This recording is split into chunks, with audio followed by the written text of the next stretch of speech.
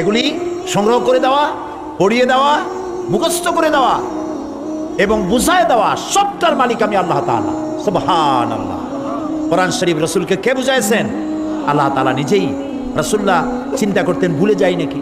আল্লাহ রাব্বুল আলামিন বলেন, সানুকরিউকা ফালা তানসা ইল্লা মা শাআল্লাহ।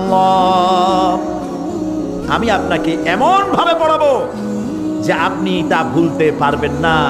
অবশ্য কোনো কথা যদি আল্লাহ ভুলাতে চান সেটা স্বতন্ত্র, তবে কোরআন আপনি ভুলতে পারবেন না, আমি আপনার কলিজার মধ্যে গাইয়া দিব। সুবহানাল্লাহ।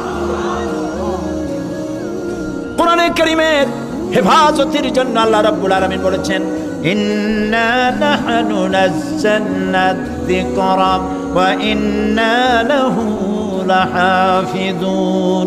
কোরআন নাযিল করেছি আমি আল্লাহ, আর এর সংরক্ষণ আমি আল্লাহ নিজেই করব।